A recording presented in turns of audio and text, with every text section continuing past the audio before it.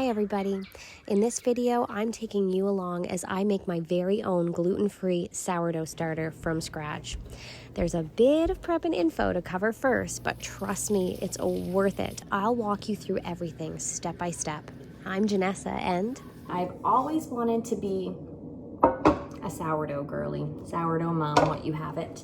But the process always seemed very intimidating because if you've ever looked into making gluten-free sourdough starter, there's about a million different ways you can do it. There's different types of flour, there's different flour to water ratios, there's just so many different opinions. And when my mom decided to give it a go, she also has celiac disease, she had some troubles with it. She struggled. So I decided that I had to figure this out for the both of us. So I did what I do, and I watched just about every single YouTube video that I could find on YouTube about this. I read blog posts. I scoured the comment sections on everything to see what people struggled with and what they found help. So after all of those hours of research, and I mean hours, I found the most common best practices from the most credible sources. I made sure the struggles from the comment sections were addressed, and I formed a comprehensive plan and I put it to action. One thing that I really think contributed to my success was a document that I started.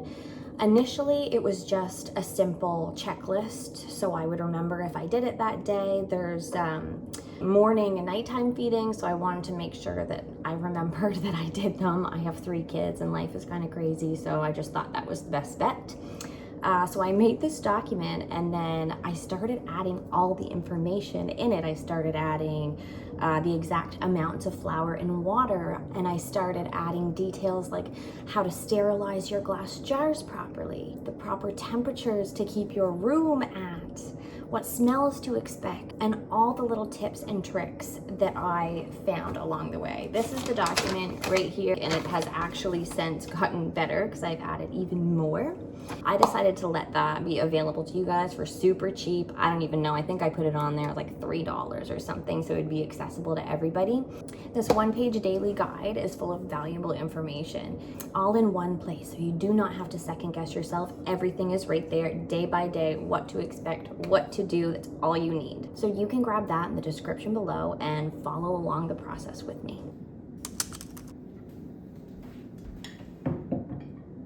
So this is the glass jar that I originally purchased to make the starter. I looked online and this was the one that was recommended.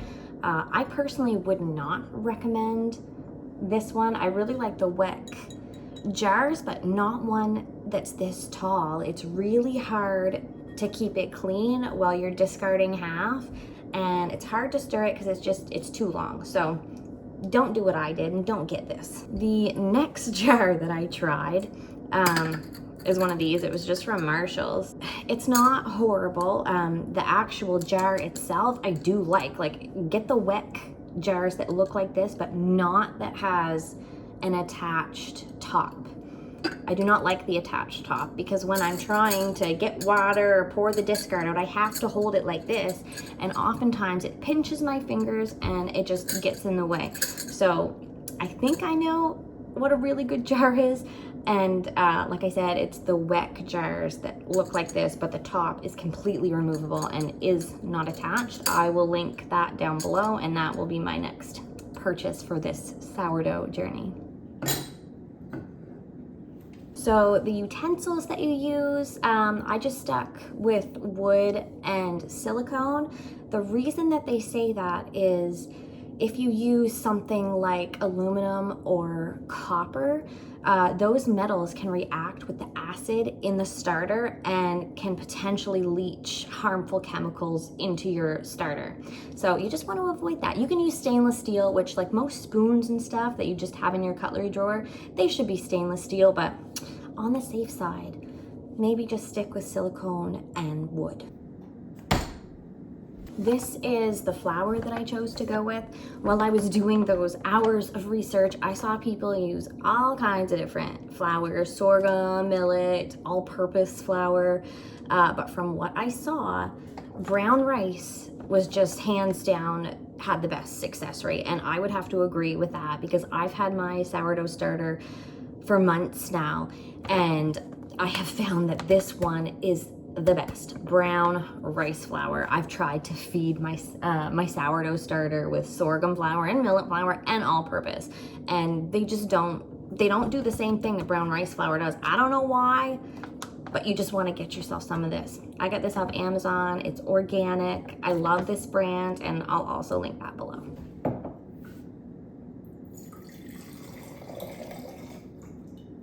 So you do want to use a filtered or bottle spring water because tap water can have bacteria in it and all sorts of things you don't want in your starter, because we are creating an environment that is optimal for the growth of things, and we want the good culture to grow and nothing bad. I have a Berkey. It is a gravity-fed water filter. They're expensive, but we use it all the time, and for purposes like this, I highly recommend. I'll link mine down below. Here's a quick overview of what the daily feedings are going to look like. Day 1, a 1/4 cup of flour and a 1/4 cup of water. Days 2 to 5 are mix it up, discard half, add a 1/4 cup of water and a 1/4 cup of flour. Days 6 to 10, you're going to do the exact same thing as days 2 to 5, but you're going to do it in the morning and in the evening, or twice a day. I just picked morning and night because it's easy. I can't find my footage for day 1. So I'm gonna do that with you guys right now. I've got my daily guide here to help me because it's been a long time ago that I started this. So let's do day 1 together. You're gonna wanna add a 1/4 cup of brown rice flour. That's about a 1/4 cup. Boop. Okay, this is where you're gonna wanna add the filtered water. So this is Berkey water. And I'm actually going to microwave it for about 11 seconds. I'm gonna put it in this jar though because I've already tested the temperatures. And about 11 seconds, you'll have to play around with that. You want it to be a little bit warm because it kickstarts all the good growth. That heat really amps things up and gets things going. So I'm gonna microwave this and make it warm, and then we're going to add it to our flour. We're adding the warmed water. Ooh.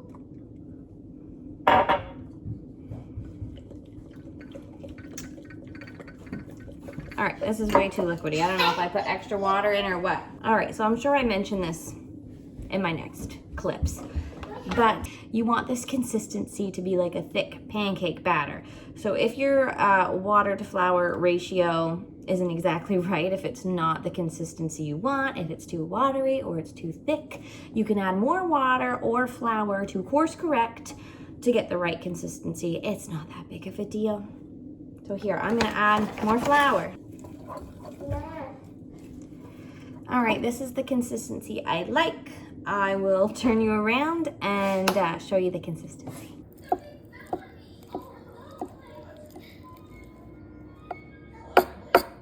Okay, so what you're gonna do now is you're going to cover this with a cloth or a coffee filter. I'm gonna do a cloth because my coffee filters are not big enough. Woo. And you want to fix it with a rubber band so nothing gets in it. Like so. And then you are going to set this for 24 hours somewhere that is nice and warm, the right temperature, whether that's in your kitchen, in a closed off room that you crank the temperature up, I don't know, but it's got to be nice and toasty warm. Here we are, it is day 2. I've got my starter here, and there are bubbles. See if you can see. There's all kinds of little teeny tiny bubbles, and it looks a little bit poofy. So on day 2, it's pretty straightforward. We mix the starter up first, remove half. You do not need to perfectly remove half. You can just eyeball it. It doesn't smell like anything. There's no bad smell. So I'm gonna remove roughly half. Try not to make a huge mess. It's really fluffy. Oh shoot, I didn't stir it first. Dang. All right, we're just gonna stir it now and hope for the best. 'Tis stirred. Now we need to add 1/4 cup of brown rice flour and 1/4 cup of the warmed filtered water. So I'm gonna put the flour in first, right now. There we go. And now I'm gonna go get the filtered water and microwave it for 11-ish seconds. I'm gonna feel it. Kind of feels too hot. All right, I wanna be sure, so I'm gonna get my thermometer and see what the temperature of this water actually. They say about body temperature, which is like 96. We're at 95, so I think that's good. Feel it again. Yeah, feels good. And we are gonna stir it up really, really good. And make sure there's no clumps. Make sure it's super smooth. I'm gonna try to clean the sides because if you leave a lot of gunk on the sides, that can be susceptible to mold. See if I can give you a better look. There, and I'm just gonna throw what I discarded off that into the garbage. You cannot use it because the starter isn't at all active yet, so it's literally just flour and water. You now have a helper. All right, so now you're going to put the coffee filter back on and fix it with the elastic.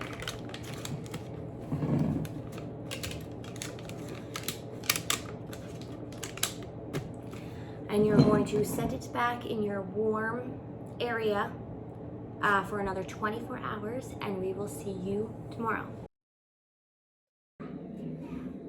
Okay, we're on day 3, and today you're gonna do the exact same thing as you did yesterday, which is mix the starter up, remove half, add 1/4 cup of brown rice flour, and then 1/4 cup of warmed filtered water, which I already have right here.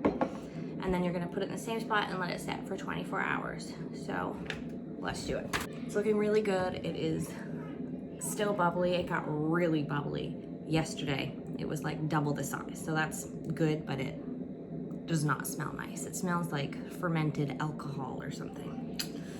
All right, so we're removing half.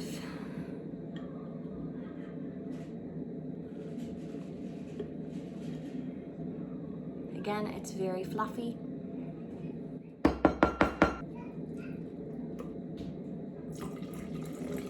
Flour. I'm gonna put it right back where I had it for another 24 hours, so I'll see you tomorrow. We are on day 4, and today is the exact same as yesterday, so we'll just do it. Smell, it's definitely getting better. It is like definitely not as gross smelling as yesterday.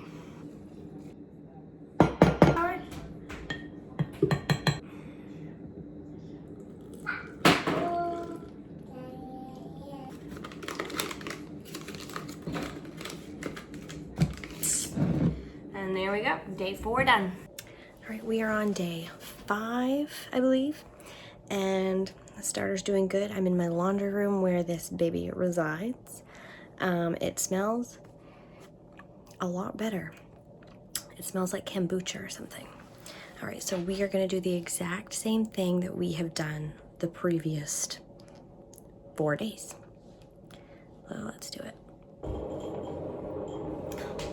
wasn't recording any of that. Okay, make sure I'm recording this time. Right. All right, so today is day 6, and this is the day that things change up. So it is now 9 o'clock exactly in the morning, and I'm gonna start feeding this starter twice a day, once in the morning, once in the evening. And what you have to look for is you have to look to see that it has doubled in size after 6 to 8 hours. You have to put a timer on and make sure you check it in that window. And if it's gotten pretty big, doubled in size, then you know it's ready. And so you continue to do this every day until that happens. So I have 10 days marked on this, so I can keep the check marks going, and it could take up to 10 days. So you just have to wait and see. And this is the time that you would add an elastic onto the jar where it starts so that you can mark to see how far it's come up. All right, so this morning we're doing the same measurements, 1/4 cup of flour and 1/4 cup of warmed filtered water. So we're gonna do that. It smells sweet and sour, which I'm pretty sure that's what you're going for. It doesn't smell bad at all. It's just kind of nice, like kombucha, like sweet kombucha. I'm gonna stir it up. Also, I should have shown a picture of this before, but it was a little bit bubbly, but not too much. It wasn't water or anything.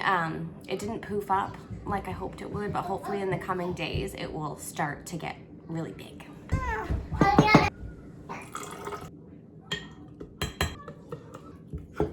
Bless you! Bless you! I'm gonna put it right where about the liquid is, and then I'm gonna go set it in my entryway with the heat on, and wait and see what happens. I'm not expecting too much today, maybe in a couple days, but I'm still gonna put my timer on for 6 to 8 hours and see where we're at.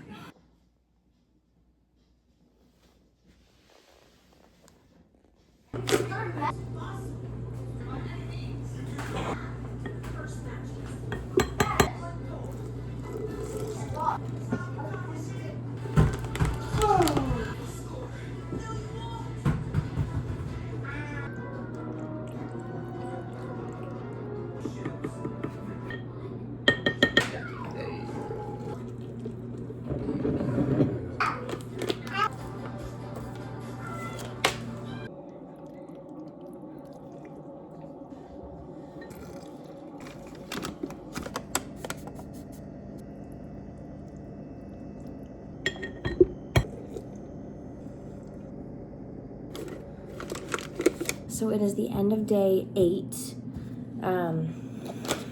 We are definitely not close to doubled in size. This is as far as it has come up the past 2 days. We'll see if it gets any higher, but I'm gonna give it another day or two. It smells good. There's no mold, anything like that. It is rising, it's bubbly. So we'll just keep it day by day here.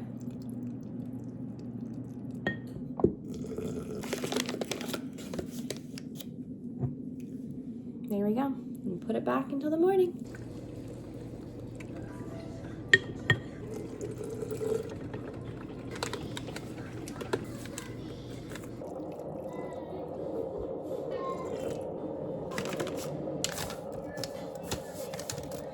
It's an exciting day because this starter looks like it doubled in size last night. So I'm gonna feed it as per usual today, see how big it gets. But yeah, it's looking good. It's fallen, so it doesn't look great right now, but we're gonna feed it and see what happens. Water. It's all ready, and today is the day. I know it. Woo! So on day 10, my starter was completely ready to roll, and since then, it has made many loaves of sourdough bread. And honestly, it is doing beautifully. These days, it sits in my fridge and it awaits its weekly time to shine. And that is how I maintain this. I keep it in my fridge, only bring it out once a week. When I bring it out of the fridge, I give it a good feed after it comes to room temperature, wait for it to get nice and active, I make my sourdough bread, then I make sure I feed it again and I leave it out for a couple hours, and then I pop it back into the fridge, and it is fine there all week long. You don't have to keep it in the fridge all week. You can keep it on your counter, but you have to feed it every single day, and I just don't want to bake that often. So I just keep mine in my fridge. If you've made it this far along, thank you so much for watching. I hope this gave you the confidence to make your own starter. Don't forget to check out the daily guide that I've linked below. It'll walk you through the process day by day, and it'll help you troubleshoot throughout the whole thing. And in the next video, we will bake a loaf of gluten-free sourdough bread, so you don't want to miss it. And I can't wait to see you there.